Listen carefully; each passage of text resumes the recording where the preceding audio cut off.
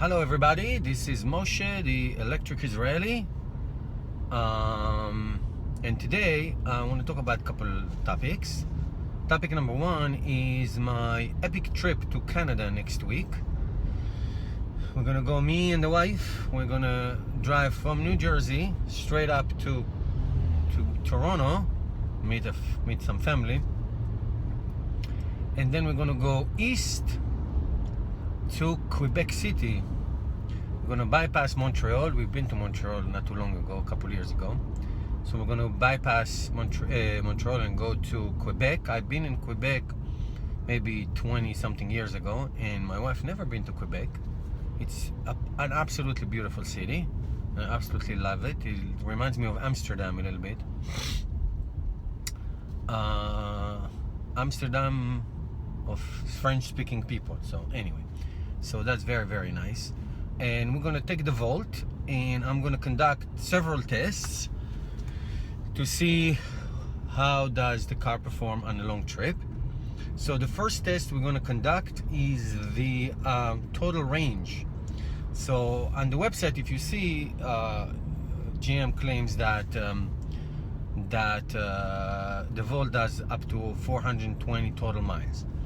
I don't know if it's, obviously it's a combination of electric and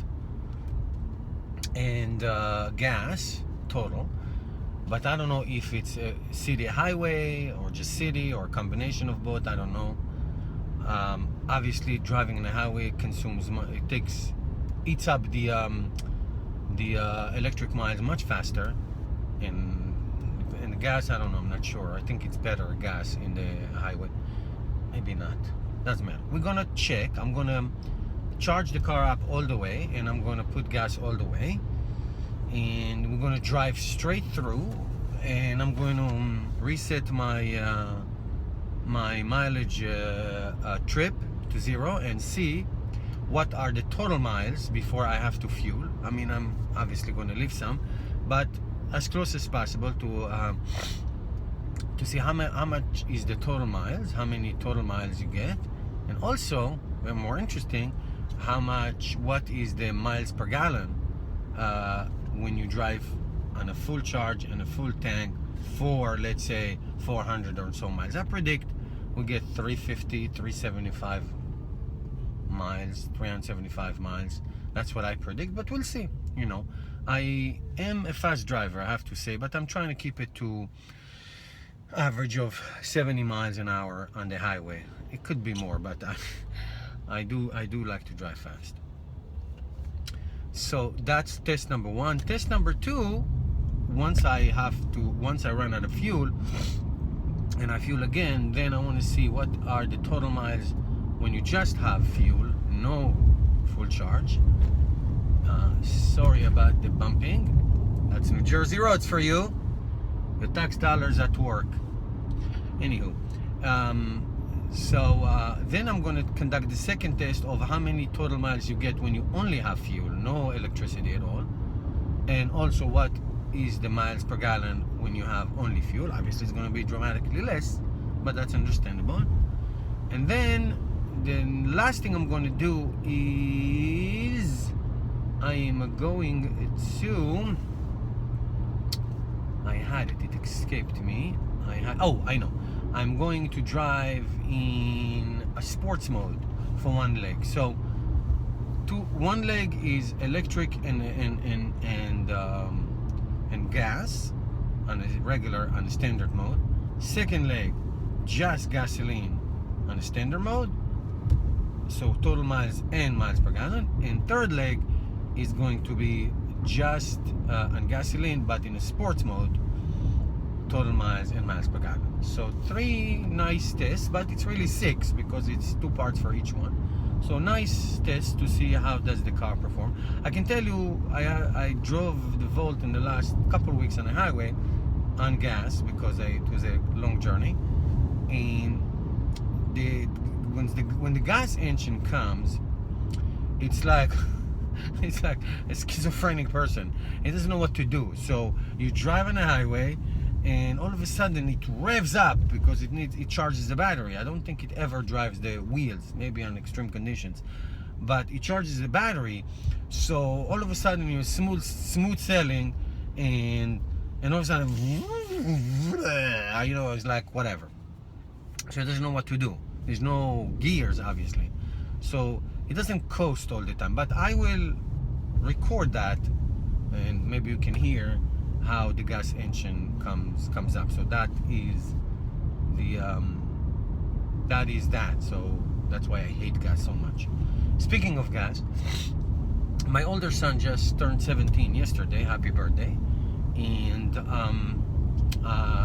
he's actually going on a trip to Europe, and he was going to have his driving test yesterday, but he's going to go to Europe, so he's going to have his driving test when he comes back in August. And it's time for him to actually, I need to buy him a car. And he's actually going to go to county college for senior year. It's one of the program in his high school, which is fabulous. So he needs to drive and an internship and all that stuff. So the big dilemma is, what do I do? What do I buy him? Obviously he's going to use the car for 1 year, and then he's going to go to college. So what do? I don't want to buy a piece of junk clunker that is going to break, take gas, and I have to repair it all the time. I don't want to buy something expensive that he's going to use for a year, and then he goes to college. I don't know where he's going to go. We'll see. I don't need a third car, really. So I think what I'm going to do, unless anybody has a suggestion, which I'd love to hear, if you are in a similar situation, you please write a comment below.